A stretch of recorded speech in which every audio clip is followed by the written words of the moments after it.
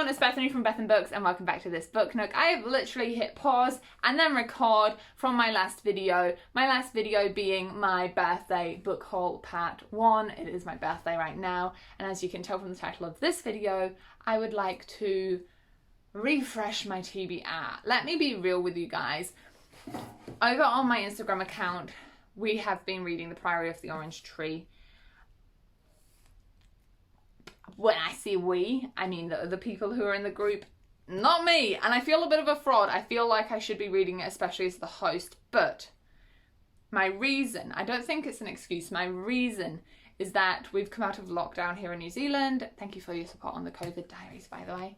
And I've just been back at work, and it's just, for me, it hasn't worked reading a big book alongside getting back into the flow of work. Plus we've got exams and marking and whatever. Life is pretty hectic at the moment when it comes to my career front, and so it's been kind of hard for me to balance reading with my life, which normally isn't an issue, but it's dauntingly big, this book. So I'm going to give myself some space for the last week or so of September and October with the TBR and not do the Wheel Choosers TBR.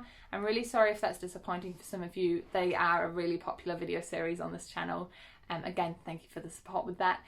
But just to get out of this slump, I've literally read nothing this month except finishing a couple of books that carried over from August.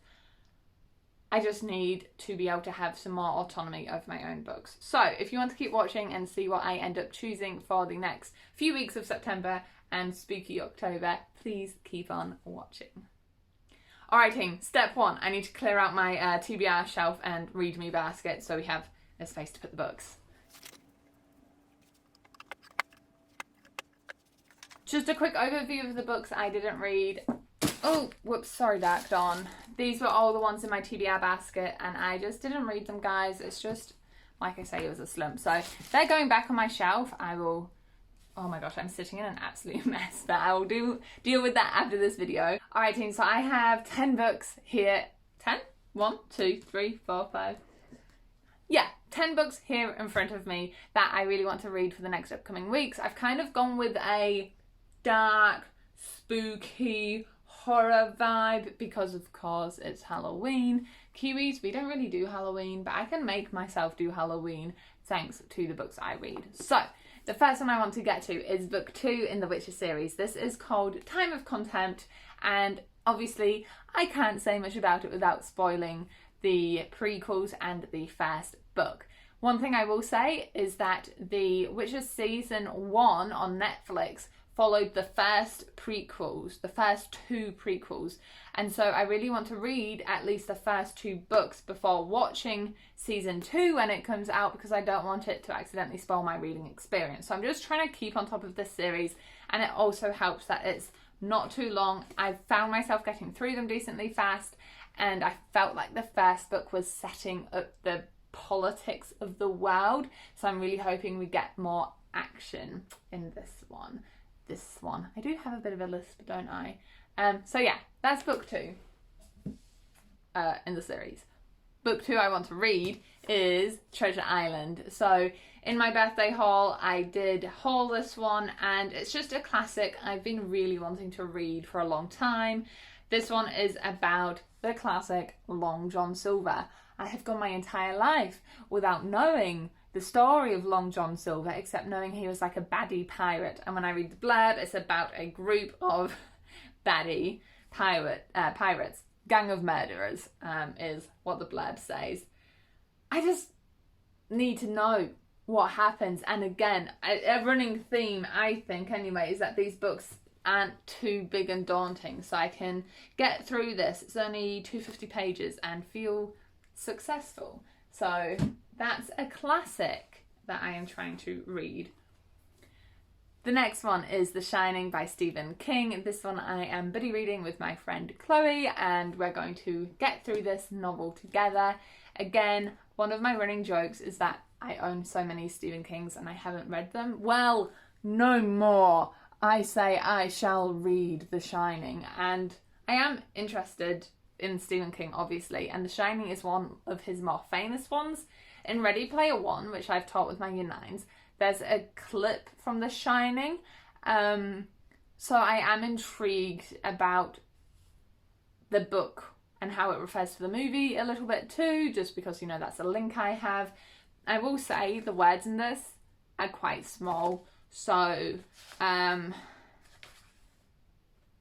have to make sure I'm reading it in the bright light, otherwise I'll get a headache. But anyway, The Shining. If you're not familiar with it, wait, where is the blurb? Here we go. So it follows someone called Danny, who was only 5 years old, but in the words of old Mr. Holleran, he was a shiner, so he had like psychic voltage.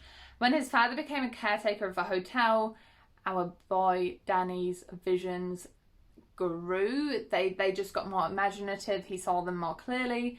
As winter closed in, the blizzards cut everybody off completely. It was meant to be empty, the hotel, but who was the lady in room 217? And who were the masked guests going up and down the elevator? It's kind of like a psychotic horror, I feel. So I'm really excited to get to that one.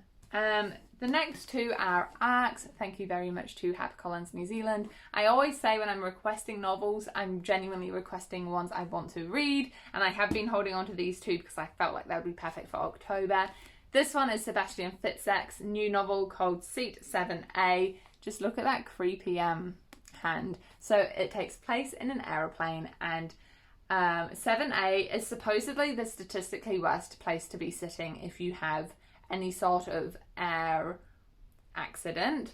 But today someone has sat in seat 7A and you just get a feeling that things are going to go really, really wrong, and that's all the blurb says. So coupled with this, I'm like, is it going to be zombies on a plane? Is it going to be a murderer on the plane, like a whodunit? I have no real idea, but I am absolutely intrigued, and just, I like book covers which give me a hint at what's going to happen. And then this is the funny thing. This one is blurbed by Karen Slaughter, just down there, which leads me perfectly to the other act, which is Karen Slaughter. This is her False Witness. Now, I haven't not read Karen Slaughter before, but I have heard a lot about her. And when this one came up as an option to get, again, thank you so much, HarperCollins New Zealand, I had to request it. I want to know what it is all about. It's blurred by Gillian Flynn, who wrote, oh, I've got an itchy nose, who wrote Gone Girl, and I love that book. So I do have high hopes. When I hold this, I'm sorry I can't remember your name, but I remember someone in the comment section saying that she has some good and some iffy. I'm hoping this is one of the good ones. It follows two sisters, Lee and Callie, when they were young. I don't know how young, I don't know if they were children or like young adults. They did something atrocious, but only they know what happens. What then happens in the story is one of the main characters becomes a very successful lawyer, and it turns out the person she's opposing somehow knows what she and her sister did when they were kids and threatens everything that the main character has built for herself. So, I don't know, just that creepy crime is just such an October mode for me. Mood for me. Obviously, I'm excited. So those are two arcs that I really want to read. A quick little mention of a couple of book club things. My high school book club that I'm a part of, we are currently reading The Girl with the Dragon Tattoo, so I will be making my way through this. Unsure yet at what pace, because like mentioned, it's been exam time, so I obviously don't want to put pressure on students to read during a highly stressful time in their lives. So Girl with Dragon Tattoo, just know that in the back of your mind, that is another book that I will be making my way through. The Beth and Books read along is All Your Twisted Secrets. I'm pretty sure that's what the title is. I don't have an edition. It's on hold at the library, but it will be coming through, and I will be reading that for October as well. I'm not going to lie to you guys, I can't remember much about the blurb, so I will put a snippet of what it's about up here. All I know is that it sounded like a perfect October pick, and I cannot wait to read it.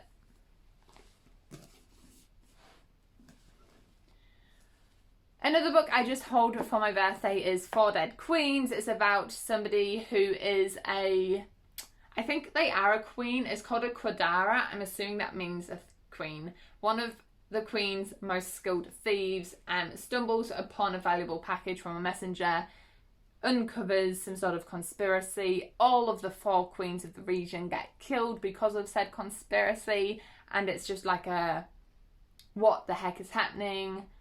We need to figure out how to rescue and save the world kind of a story in a fantasy setting. I wanted to throw in a little bit of fantasy to this stack. Granted, I have The Witcher, but you know, young adult fantasy, because sometimes this stuff can get intense. So I wanted to be able to break it up a little bit before launching straight into Harrow Lake. Apologies, I've still got all these like stickers on them. I just don't take them off until I read them. I don't know. Maybe it's so you guys can see how much I spent on this. I bought this for $6 and look at the sprayed edges. It's just so good. Anyway, this, again, another perfect October spooky read. It follows Lola, so she knows all about this place called Harrow Lake because her father directed a film there. So she knows about the caves beneath the fairground, the sunken graveyard, the trees in the woods that's hung with teeth. But she doesn't know about the dark past the town hides or the secrets it holds about her and her family. Then she finds herself in Harrow Lake. She's searching for someone, just figures out that people are constantly stalking her for some reason. And it's just like, it sounds really chilling. And like, also it's a small book, so win-win there. Then, the last book I have in this list is the illustrated edition of the Da Vinci Code. I might do some further research / ask you guys. I often see the Da Vinci Code being read as a standalone, and I remember reading it as a standalone, but Angels and Demons is often called book 1 in a duology, and I just want to know, in your opinion, if you've read both books, should I read Angels and Demons first before reading the Da Vinci Code? If so, I'll swap this one out for the illustrated edition I have of Angels and Demons as well. I just want to read a book with pictures in it. That's my only reasoning. I want to read a book with pictures in it. Mary Magdalene at the Rock. I just want pictures. I'm 25 and I decided I want some pictures in my book. What you gonna do about it? Nothing. I thought so. Anyway guys, sorry if that seemed like a rushed through video. Thank you. I just wanted to share everything because I'm feeling really inspired right now to launch into one of these books. So I really want to pick one up. I think I might start with Harrow Lake. I don't know. We'll see. Keep an eye over on my Instagram, Beth_and_books, to see what I am reading. Alternatively, I was going to say otherwise. Alternatively, if I do reading vlogs, you will find them on this channel. If you like journals, check out my secondary channel called Beth and Journals. It's just a fun place where we do time lapses and journal with each other. Other than that, thank you so much for watching. If there are any books there that you've read and think I should read straight away, please let me know.